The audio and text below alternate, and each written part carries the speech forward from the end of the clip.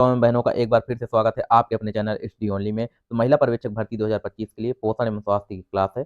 पोषण एवं स्वास्थ्य की क्लास में इसमें स्वास्थ्य संबंधित जितनी भी प्रमुख योजनाएं हैं स्टेट से और सेंट्रल लेवल की सभी प्रकार की योजनाओं को शामिल किया गया है। तो इस क्लास को आप लोग जरूर देखें और यह अंतिम समय है रिवीजन का, तो आप लोग रिवीजन ज़्यादा से ज़्यादा करेंगे तभी आप लोग का अच्छा नंबर आएगा। और पोषण एवं स्वास्थ्य से आपके एग्जाम में क्वेश्चन की बात करें तो 55 यानी 55 नंबर के क्वेश्चन आपके आएंगे, जिसकी तैयारी हमारे द्वारा कराई जा रही है। बाकी बाकी अदर सब्जेक्ट की बात करें तो उसमें तो पूरी क्लासेस नहीं डली हैं, लेकिन पोषण एवं स्वास्थ्य की क्लासेस जो है वो सारी की सारी और डेली डलती हैं। तो आप लोग इस सभी क्लासेस को जरूर देखिए। और जिन माताओं बहनों को क्लासेस पसंद आती हैं वो लोग हमारे चैनल को सब्सक्राइब और वीडियो को लाइक जरूर कर लें। और इन सभी क्लासेस की पीडीएफ के लिए आप लोग हमारा जो टेलीग्राम चैनल है, जिसका लिंक आपको वीडियो के डिस्क्रिप्शन मिल जाएगा, वहाँ से टेलीग्राम चैनल ज्वाइन करके आप सभी क्लासेस की पीडीएफ प्राप्त कर सकती हैं।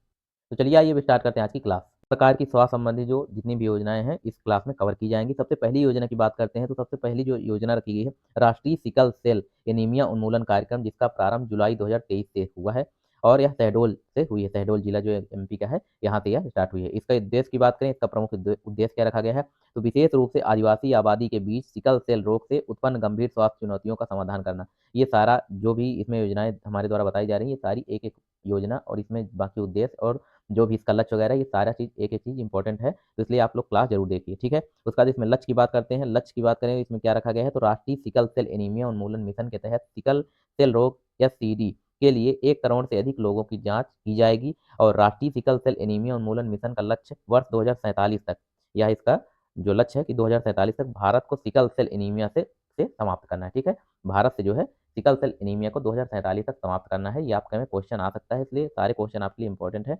एक एक क्वेश्चन आपको अच्छे से एक एक योजना ध्यान से पढ़नी है और देखनी है, ठीक है।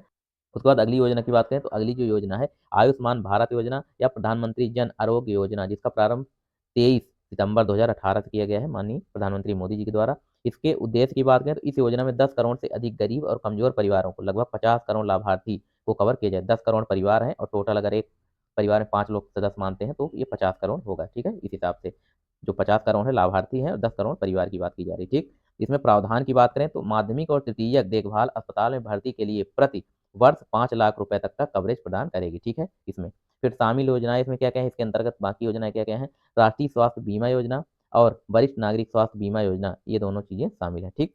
फिर अगला जो योजना है, अगली योजना राष्ट्रीय पोषण मिशन है। इसके प्रारंभ की बात करें, इसका स्टार्टिंग कब हुआ था, तो 8 मार्च 2018 को सरकार द्वारा पोषण अभियान राष्ट्रीय पोषण मिशन जो है शुरू किया गया था, ठीक है। कब, तो 8 मार्च 2018 को। इसके उद्देश्य और लक्ष्य की बात करें, इसके उद्देश्य लक्ष्य से आपको एक क्वेश्चन देखने को मिल सकता है। तो इसका उद्देश्य जो रखा गया है 0 से 6 वर्ष के बच्चों में ठिगनापन, जिसे बौनापन बोलते हैं, बचाव में इनमें कुल 6% प्रतिवर्ष 2% की दर से कमी लाना है। इसका सबसे पहला लक्ष्य हो गया। दूसरे लक्ष्य की बात करें तो 6 से 9 माह का हो गया के बच्चों में एनीमिया के प्रसार में कुल 9% प्रतिवर्ष 3% की दर से कमी लाना, ठीक। फिर तीसरे लक्ष्य की बात करें तो तीसरा लक्ष्य रखा गया है कम वजन के साथ जन्म लेने वाले बच्चों की संख्या में कुल 6% प्रतिवर्ष 2% की दर से कमी लाना, ठीक। फिर 0 से 6 वर्ष के बच्चों को अल्प पोषण से बचाव एवं इनमें कुल 6% प्रतिवर्ष 2% की दर से कमी लाना है। फिर आगे है 15 से 49 वर्ष की किशोरियों किशोरियों गर्भवती एवं धात्री माताओं में एनीमिया के प्रसार में कुल 9% प्रतिवर्ष 3% की दर से कमी लाना है, इसके प्रमुख उद्देश्य है, ठीक है। उसके बाद जो अगली योजना है जननी सुरक्षा योजना, इसका जो प्रारंभ हुआ था तो 12 अप्रैल 2005 से। तो इसका प्रारंभ कब हुआ, जननी सुरक्षा योजना का, तो 12 अप्रैल 2005 से हुआ। उद्देश्य की बात करें तो गरीब गर्भवती महिलाओं के संस्थान प्रसव को बढ़ावा देते हुए मातृ एवं नवजात मृत्यु दर को कम करना इसका प्रमुख उद्देश्य है। प्रावधान की बात करें, इसमें प्रावधान क्या होता है, क्या दिया जाता है, तो जननी सुरक्षा योजना के तहत ग्रामीण इलाके की गर्भवती महिलाओं को 1400 रुपये और शहरी क्षेत्र की महिलाओं को 1000 रुपये इसके माध्यम से सहायता राशि दी जाती है, ठीक। उसके बाद इसमें आशा की भूमिका क्या होती है, आशा आप सभी को पता होगा। आशा की भूमिका क्या होती है, तो निम्न प्रदर्शन करने वाले राज्यों में जननी सुरक्षा योजना के तहत लाभों का उपयोग करने के लिए गरीब गर्भवती महिलाओं की मदद हेतु आशा मान्यता प्राप्त सामाजिक स्वास्थ्य कार्यकर्ता की भूमिका अहम होती है, ठीक है। उसका सुरक्षित मातृत्व आश्वासन योजना सुमन योजना जो प्रारंभ हुई, इसकी स्टार्टिंग कब हुई, तो 10 अक्टूबर 2019 से। सुरक्षित मातृत्व आश्वासन योजना, इसे सुमन योजना भी कहते हैं, ठीक है। इसके उद्देश्य की बात करें, इसका जो प्रमुख उद्देश्य है, तो इस योजना के तहत सभी गर्भवती महिलाएं, नवजात शिशु और प्रसव के 6 महीने तक की माताएं कई मुफ्त स्वास्थ्य देखभाल सेवाओं का लाभ देना है, इसका प्रमुख उद्देश्य है।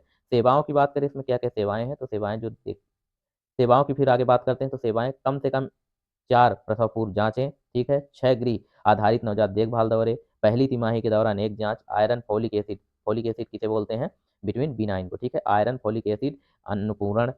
फिर उसके बाद टेटनेस डिप्थीरिया का इंजेक्शन, व्यापक फिर व्यापक एएनसी पैकेज के अन्य घटक। उसके बाद इसमें आगे है पीएमएसएमए, प्रधानमंत्री सुरक्षित मातृत्व अभियान के तहत कम से कम जांच। ठीक है, ये सारी इसकी सेवाएं प्रदान की जाती हैं इसके माध्यम से।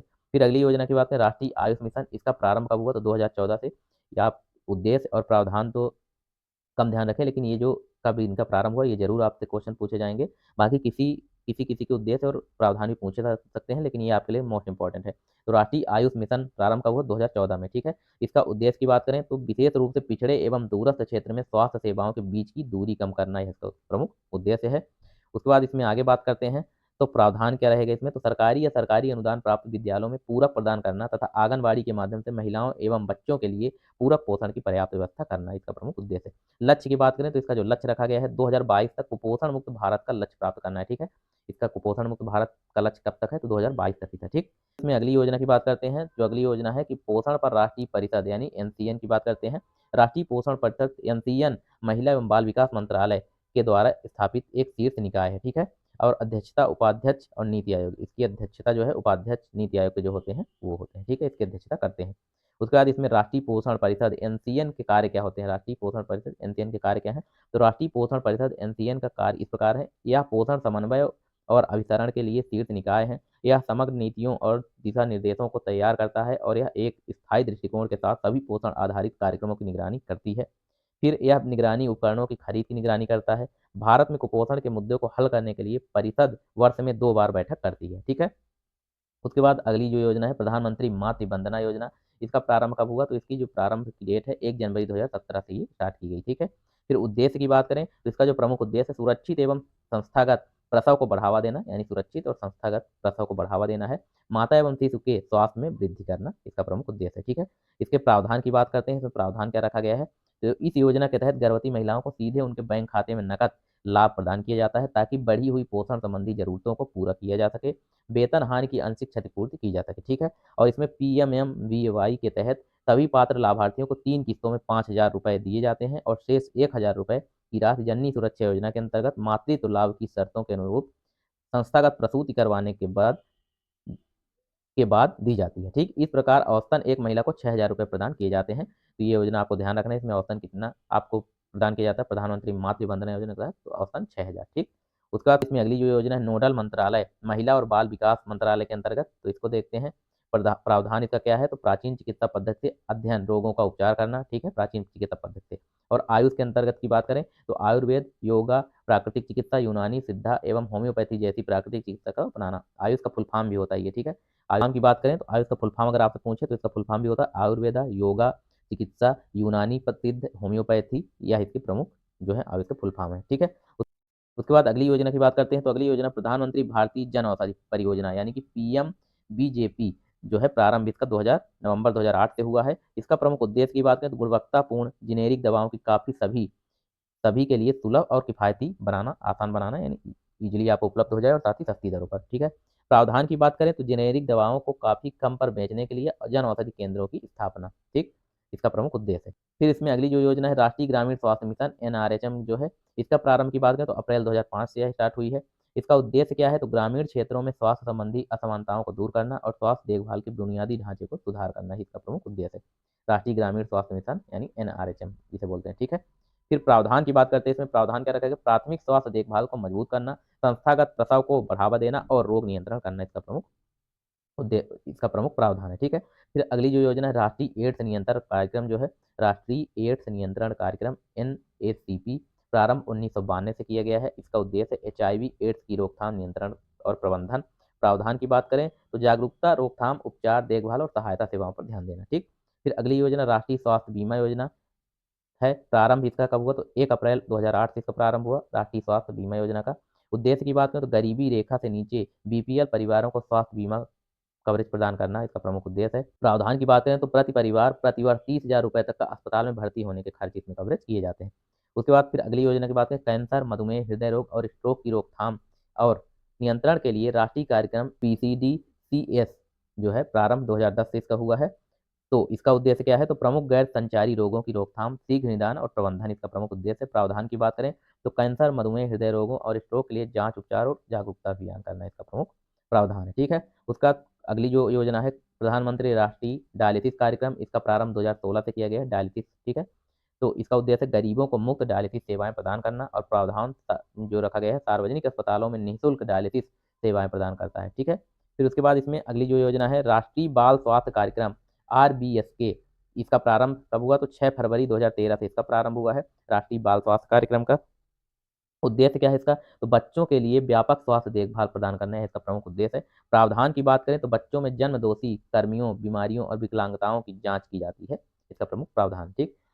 फिर अगली योजना राष्ट्रीय क्षय रोग उन्मूलन कार्यक्रम NTEP, प्रारंभ इसका 1997 से किया गया है। उद्देश्य क्या है? तो 2025 तक भारत से तपेदिक टीबी को खत्म करना। यह मोस्ट इंपॉर्टेंट क्वेश्चन है क्योंकि ये 2025 से चल रहा है, तो यहाँ पे क्वेश्चन पूछा जा सकता है। भारत से तपेदिक टीबी को खत्म करना, इसका लक्ष्य कब रखा गया है? 2024, 2022, 2023, 2025। तो इसका जो राइट आंसर है ऑप्शन 2025 होगा, ठीक है। उसके बाद इसमें प्रावधान की बात करें तो टीबी रोगियों के लिए निःशुल्क निदान और उपचार सेवाएं प्रदान करता है। फिर अगली जो योजना है मिशन इंद्रधनुष, प्रारंभ 25 दिसंबर 2014 से मिशन इंद्रधनुष जो योजना है, तो इसका उद्देश्य क्या है मिशन इंद्रधनुष योजना का? तो 2 वर्ष से कम उम्र के सभी बच्चों और गर्भवती महिलाओं को 7 टीके निवारण बीमारियों से बचाव के लिए और प्रावधान देश में टीकाकरण कवरेज बढ़ाने का लक्ष्य है, ठीक है। फिर अगली जो योजना है पल्स पोलियो कार्यक्रम, प्रारंभ 1995 से हुआ है। उद्देश्य क्या है? तो भारत से पोलियो माइलाइटिस, पोलियो जो है खत्म करना इसका प्रमुख उद्देश्य है। प्रावधान 5 वर्ष से कम उम्र के बच्चों को मौखिक पोलियो वैक्सीन देने के लिए राष्ट्रीय टीकाकरण दिवस आयोजित करता है, ठीक है। अगली योजना की बात करें तो अगली योजना दी गई है बुजुर्गों के स्वास्थ्य देखभाल के लिए राष्ट्रीय कार्यक्रम NPHCE, प्रारंभ जो है इसका 2011 से हुआ है। उद्देश्य की बात करें तो बुजुर्गों के लिए सुलभ, सस्ती और उच्च गुणवत्ता वाली स्वास्थ्य देखभाल प्रदान करना इसका प्रमुख उद्देश्य है। और प्रावधान की बात करें तो वरिष्ठ नागरिकों के लिए निवारक, उपचारक और पुनर्वास सेवाओं पर ध्यान केंद्रित करना है, ठीक है। उसके बाद अगली जो योजना रखी गई है, अगली योजना है भारत सरकार के स्वास्थ्य संबंधी अन्य कार्यक्रम भी इसमें शामिल किए गए हैं, तो इनको देखते हैं। सबसे पहला जो कार्यक्रम है राष्ट्रीय मलेरिया नियंत्रण कार्यक्रम, 1953 से स्टार्ट हुआ और बाद में इसका नाम बदलकर राष्ट्रीय वेक्टर जनित रोग नियंत्रण कार्यक्रम किया गया, कर दिया गया, ठीक है। तो इसको आपको ध्यान रखना है। फिर अगली योजना राष्ट्रीय फाइलेरिया नियंत्रण कार्यक्रम 1955 से शुरू हुआ। फाइलेरिया आपको पता है जिसे हाथी पाँव बोलते हैं, यह कब से हुआ? तो 1955 से स्टार्ट हुआ। फिर अगली योजना की बात करें तो राष्ट्रीय कुष्ठ उन्मूलन कार्यक्रम 1955 से शुरू हुआ। फिर अगली योजना राष्ट्रीय क्षय रोग नियंत्रण कार्यक्रम 1962 से शुरू हुआ और जिसे अब संशोधित राष्ट्रीय क्षय रोग नियंत्रण कार्यक्रम के रूप में जाना जाता है। फिर अगली योजना राष्ट्रीय एड्स नियंत्रण कार्यक्रम, यह इसका जो पहला चरण है 1992 से शुरू हुआ। फिर उसके बाद अगली योजना की बात करें जापानी एन्सेफ्लाइटिस जो है नियंत्रण कार्यक्रम, उल्लेखनीय प्रयास 2006 से इसको आसपास शुरू किया गया था। फिर अगली योजना गिनी कृमि उन्मूलन कार्यक्रम जो है 1980 के दशक में शुरू हुआ। फिर अगली योजना राष्ट्रीय मानसिक स्वास्थ्य कार्यक्रम 1982 में शुरू किया गया, ठीक है। उसके बाद इसमें अगली योजना की बात करें तो राष्ट्रीय आयोडीन अल्पता विकार नियंत्रण जो कार्यक्रम है ये 1992 से शुरू किया गया। आयोडीन जो अल्पता विकार नियंत्रण है 1992 से शुरू किया गया। फिर राष्ट्रीय कुष्ठ उन्मूलन कार्यक्रम 1983 से शुरू किया गया, ठीक है। ये आपकी प्रमुख योजनाएं हैं, इनको भी आपको ध्यान रखना है। फिर उसके बाद राष्ट्रीय तंबाकू नियंत्रण कार्यक्रम NTCP जो है प्रारंभ 2007-2008 से हुआ। इसका उद्देश्य तंबाकू के उपयोग को रोकना और तंबाकू सेवन के प्रचलन को कम करना है, ठीक है। प्रावधान जागरूकता अभियान, कानूनों का प्रवर्तन और समाप्ति समर्थन इसका प्रमुख प्रावधान है, ठीक है। फिर अगली योजना राष्ट्रीय मानसिक स्वास्थ्य कार्यक्रम NMHP, प्रारंभ इसका कब हुआ? तो 1982 में हुआ राष्ट्रीय मानसिक स्वास्थ्य कार्यक्रम। इसका उद्देश्य सुलभ, सस्ती और गुणवत्तापूर्ण मानसिक स्वास्थ्य सेवाएं प्रदान करना है, ठीक है। इसके बाद प्रावधान की बात करें तो प्रावधान उपचार, पुनर्वास और जागरूकता कार्यक्रमों पर ध्यान दें। उसके बाद इसमें अगली योजना राष्ट्रीय अंधता नियंत्रण कार्यक्रम NPCB, प्रारंभ 1976 से। राष्ट्रीय अंधता नियंत्रण कार्यक्रम 1976 से प्रारंभ हुआ। उद्देश्य अंधेपन की रोकथाम, नियंत्रण व उपचार, ठीक है। उसके बाद प्रावधान की बात करें तो नेत्र देखभाल सेवाएं, सर्जरी और निःशुल्क चश्मे का वितरण, यह इसके प्रमुख प्रावधान है। उसके बाद इसमें अगली योजना की बात करते हैं तो अगली योजना है एकीकृत बाल विकास सेवाएं ICCS, प्रारंभ 2 अक्टूबर 1975 से। एकीकृत बाल विकास सेवाएं जिसका प्रारंभ 2 अक्टूबर 1975 से हुआ है और उद्देश्य की बात करें 6 वर्ष से कम आयु के बच्चों के कुपोषण, स्वास्थ्य और विकास संबंधी आवश्यकताओं को संबोधित करना इसका प्रमुख उद्देश्य है। प्रावधान की बात करें तो पूरक पोषण, स्वास्थ्य जांच और पूर्व स्कूली शिक्षा इसका प्रावधान है।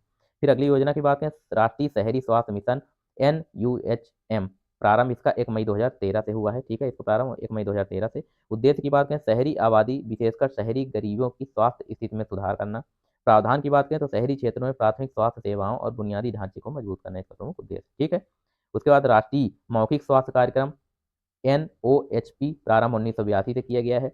उद्देश्य मौखिक स्वास्थ्य को बढ़ावा देना और मौखिक रोगों की रोकथाम करना। प्रावधान मौखिक स्वास्थ्य शिक्षा, उपचार और जागरूकता कार्यक्रम करना, ठीक। इस प्रकार से जितनी भी आपकी स्वास्थ्य संबंधी योजनाएं हैं ये खत्म होती हैं और इसमें जो जो चीज़ें हमने आपको बताई हैं सारी इंपॉर्टेंट है, तो आपको एक दो बार भले लेटे लेटे ही आपको क्लास ले लेना है, लेकिन रिवीजन के लिए आपको लेकिन रिवीजन के लिए आपको ये क्लास जरूर करनी, भले आप सोते समय ही आप इसे लेटे-लेटे आप क्लास ले सकते हैं, इसमें कोई प्रॉब्लम नहीं, लेकिन 1-2 बार इसका रिवीजन आपको जरूर करना है, क्योंकि इसमें जो मेन इंपॉर्टेंट है कि कब-कब ये कौन-सी योजना प्रारंभ हुई और साथ ही इसके जो उद्देश्य और प्रावधान दिए गए हैं, तो ये आपको ध्यान रखना है, ठीक है?